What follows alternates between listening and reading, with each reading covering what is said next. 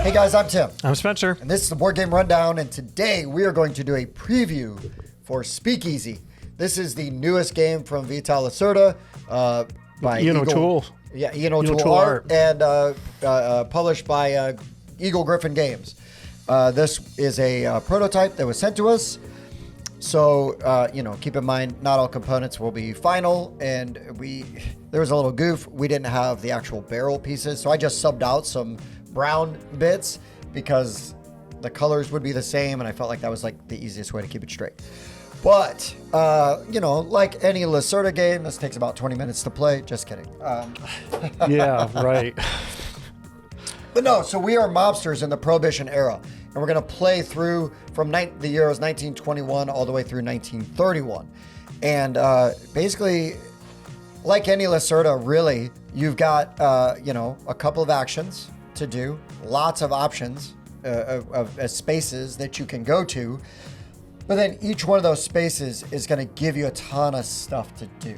Lots of options even on each one. And I mean that in the best way possible because I really like it. Because there's almost always ways to do the actions you need to do, at least part of the action you need to do. So there's all these different action spaces up here. You're going to send one of your capos, one of your main workers, up to one of those spaces, and you're going to resolve that space from top to bottom. So depending on what side he's on might determine what part of that action he's taking. There can only be one capo talking to one of those guys or ladies on that location at any given time. There is the park location, which allows you to swap, and then the person who got swapped gets a sort of a bonus action, like a little mini action to do. But then that way it allows you to go to a space that somebody has already gone to. You also have the Infinity over here at the restaurant. Any number of people can go there. Any number of people. That's the only spot that is like that. So what we're trying to do is we're trying to get our speakeasies, our stills, our nightclubs, and our casinos out on the board. We want to protect them because when the cops come around, we want a family member kind of making sure they don't come in and mess us up. So if there's a cop on a space with one of your buildings and you don't have a family member there, an associate there, that building is considered inactive. If you've got a guy there, you're good to go. You're going to go through, you're going to place all your workers, one at a time, right? Everybody takes an action, boom, boom, boom. You do all the things. And then once that's all done, now the mob war happens. And so based on the mob tiles that are set up, the mob is going to come out and they're going to hit the different districts. You have to be able to defend your buildings. Otherwise, they will get replaced by mobster speakeasies. So if it's an empty space, they're just going to put their speakeasies in there. Awesome. But if it's here, for example, and this was Spencer's board, that mobster is going to attack with a strength of 5. And that's determined by, we figure out where they're going to pop up, and then we draw tiles from the appropriate stack to then assign basically that mobster to there. And that's how we figure out their combat value. So you resolve the combat. If you can defend by either meeting or exceeding the number, you get to keep your building. Awesome. But they will take over any empty spots or unoccupied spots, right? Or they kill your guy if you can't defend him. Yeah, or they kill your stuff and your building and your dude just go back to the supply. For the buildings, it's tougher because the buildings, you have a board with spaces that they occupy. So those are a finite resource. We did play with the variant where you could put your still back because it's really hard to lose your still and still be competitive in the game. Yeah, definitely. But anyways, you're basically going to go section to section resolving any of the mob wars. Once you've done all that, you're going to check for control. And then you're going to get paid out based on control. So areas where you have the buildings according to the hierarchy, which is laid out, it's really straightforward. You're going to move up these control markers. The mob also has a control marker for the red buildings. Then you're going to get paid out accordingly. So you're going to get all that money. You're going to put it behind your safe. The funny thing about the money behind your safe is that is money that needs to be laundered. So you have money in front of your safe and money behind your safe. And if the money that's out in front, you can spend that, no problem.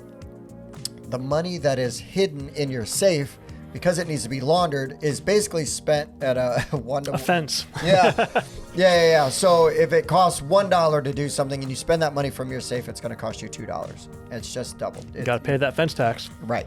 But for end of game scoring, all of that money counts at face value. So no problem. There's also going to be helper cards, which can give you, basically you can play one at the beginning of your turn before you take any other actions. It's going to give you a one-time benefit.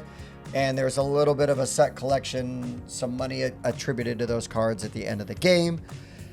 And I mean, that's really like the very basic overview of how to play this game. There's a lot of different places you can go, a lot of different things that can happen, because you're going to be picking up good, you're going to be producing goods, picking up and delivering goods, then selling those goods. You can attack the boats as they are at the different docks. You can just buy goods from the boats if you want to do that. There are goals, which then you can, like, if you gain books and then you cook the books, and you can place those out to claim the rewards for the goals. I mean, there's a lot. I mean, it's a Lacerda. There's a lot going on. There's a lot of different options and different places. You can attack a mobster-owned speakeasy, right? And then you put your own out there. Boom, gone. And their defense is basically that mobster's combat value. You can recruit them, basically. So you can have one to help you. Now, you can't attack. Like, basically, you'd put your marker to indicate that you're affiliated with that guy. But now you can't attack that guy because you have a working agreement, right? Yep. But you can pay that person to either help you attack or defend in the mob war. And and they give you different abilities. So not everyone does the same thing. So sometimes there's like one-time benefits, and sometimes there's those ongoing benefits. Again, that's a very brief overview. Spencer. Yeah. What are some of your thoughts on Speakeasy? There is a lot to do. There's enough that you can kind of switch your strategy at certain points. Especially at the top, one of those items lets you swap your capo with someone else's capo and do that action, which is really nice when you're like, okay, I need that exact action. It's the only one that lets me do this thing, and oh no, someone's taking it. Right. So especially when you're getting down, as you go down and down, you start with 4, and then you end up with only 1 capo at the end of the round, or at the end of the game.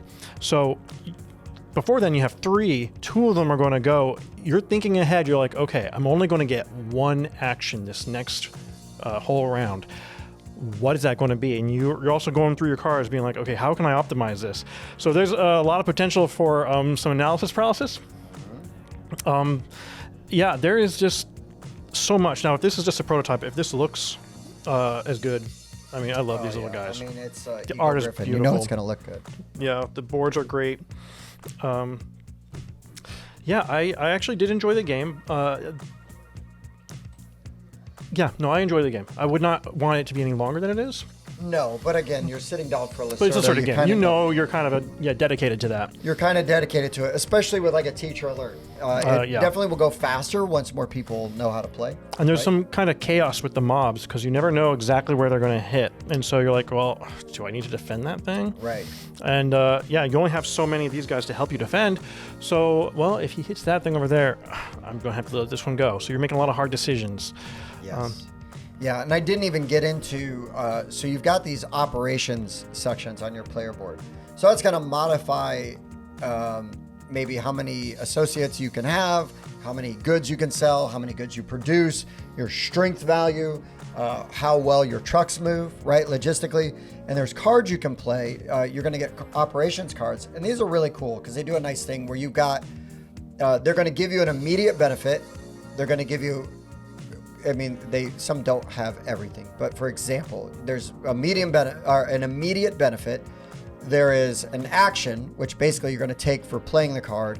And then you've got this influence here, which is going to be sort of a standing currency, which will allow you to place your family out onto the board, right, and protect your buildings. So this game is so cool because of all the different things that it does. It's not hard to learn. There's a lot going on, but it's not hard to learn. And once it makes sense and you don't if you're not playing with somebody that has analysis paralysis, the turns go pretty quick. It can go quick, especially later game because you got fewer workers, right? Yeah, and everyone's already thought ahead, hopefully. Yeah. And as you play more and more, you're going to be really a lot faster at picking up exactly what strategies you need to be doing.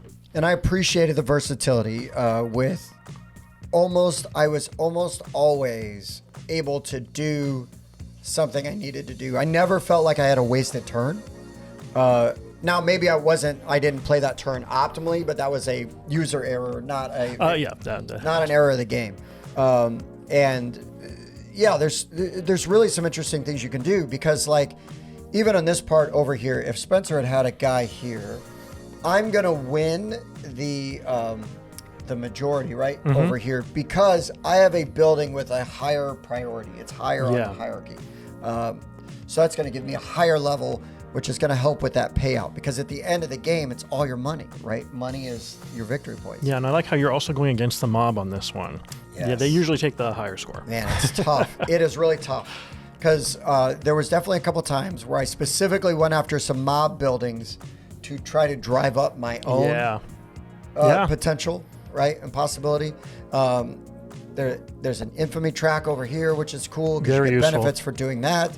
There's so many cool things you could do, and I could see a lot of different avenues and paths to victory as far as like, I'm going to just keep attacking these boats and build up these crates. Because those crates can give you some ongoing, benefits. I'm going to make association with these mobsters, right? So I'm going to swap this out because I need this guy right now. Maybe I'll try to do some, a different one, a different association with a mobster later. Moving the trucks across the map is pretty cool. And the way that you can drop off the goods and then, try to sell them so you can get good, really good payout. And again, the higher you are in the infamy, the more money you're going to get for those goods.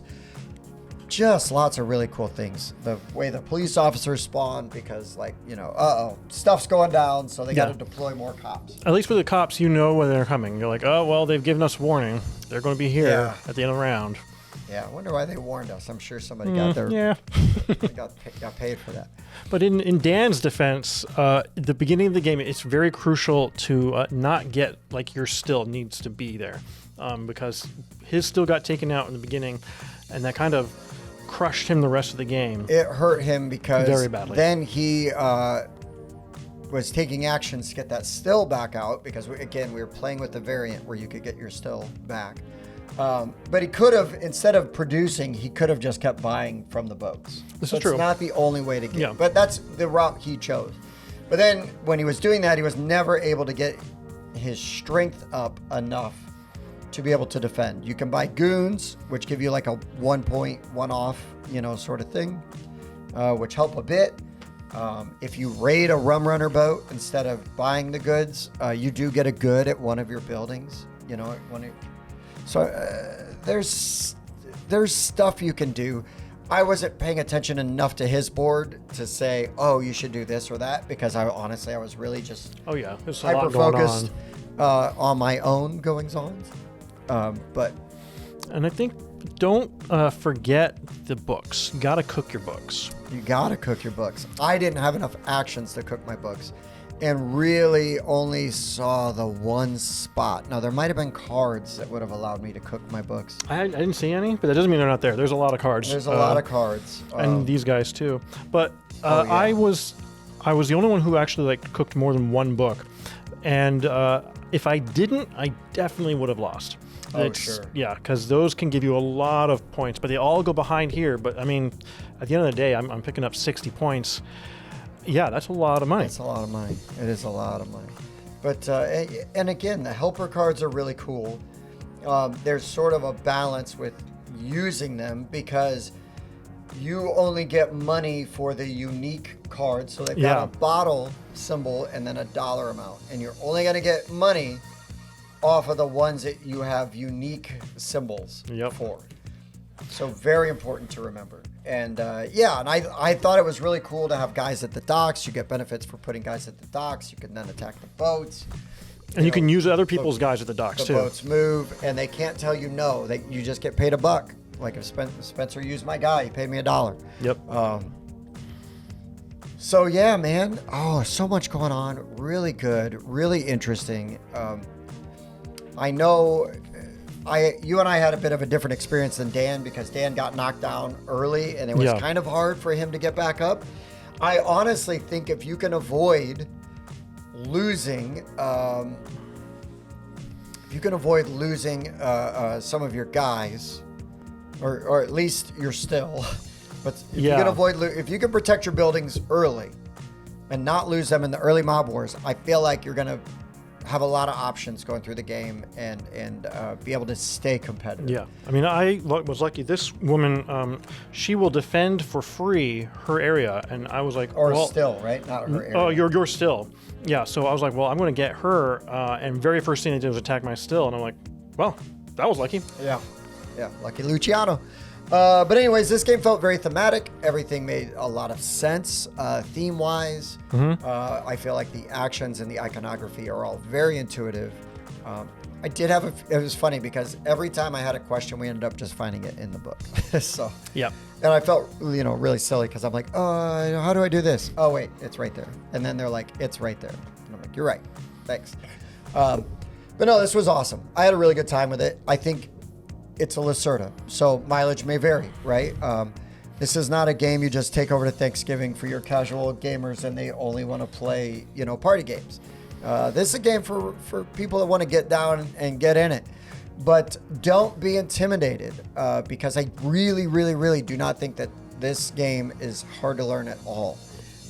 You get down the key concepts and you understand what the icons mean and what the actions do, and you're solid gold.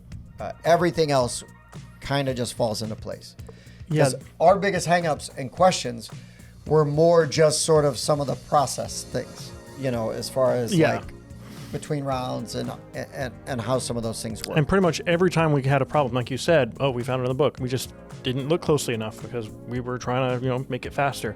No, I think if you get one game in, then from then on, it's going to be so much easier. So much easier. And what I recommend, and our co-host Bob, he talks about this all the time too, is with the Lacerda, honestly, your best bet by yourself before game night, set the game up and look at the board as you're setting it up. Because usually a game like this with setup, you're going to see why the actions matter and what you're doing. Yeah. And then what we did with the teach, and it was really handy, and Dan kind of facilitated this, was we basically started at one end of the board and just walked through the actions as far as what the icons meant, right? Like, so at the docks there, that's hire a goon for free or play a still card. Boom. And when you play that card, you're going to do it. You're going to slide it into your board. If you've already got a card in your board, it comes out. And then you resolve the bottom action. Okay, attack the boats, right?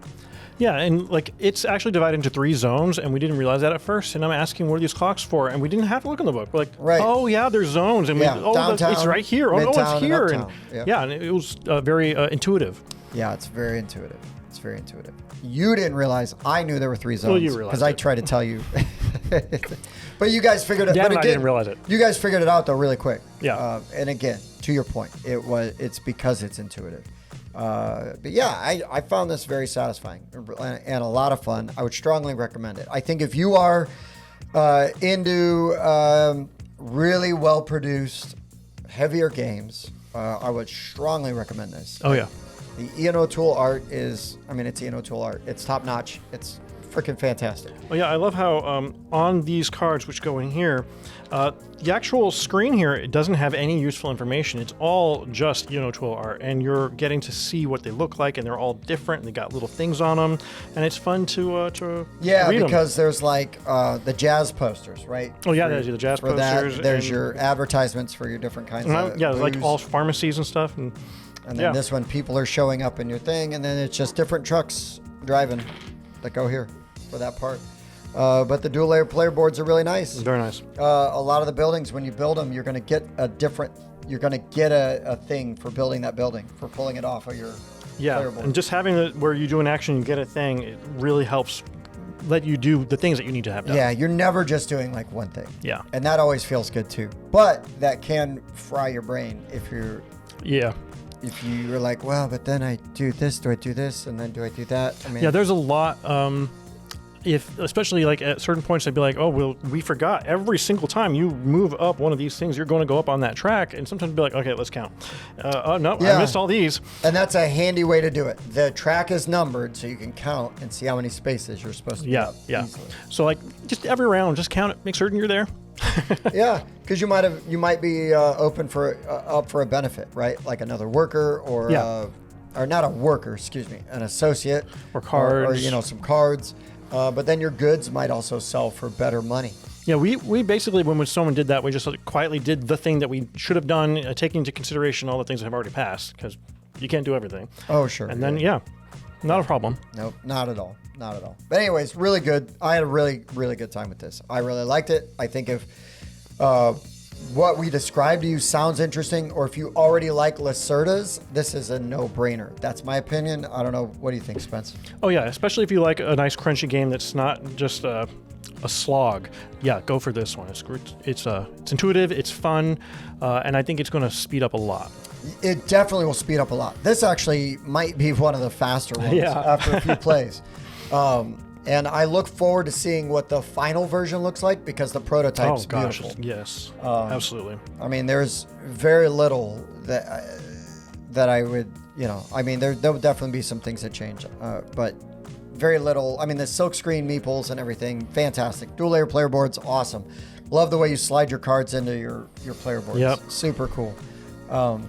Yeah, the production value, the art. I like Top how, notch. I like how your capos have their own little seat Yes. around your desk. Yes, It's nice. and spots for your workers, everything, man, everything. All right, anything else you want to add? No, I think that's about it. Okay, guys. Well, this has been Speakeasy. It's, if you're watching this, it's probably already on Kickstarter. So check it out. Absolutely. For the Board Game Rundown, I've been Tim. I'm Spencer. Thanks for watching.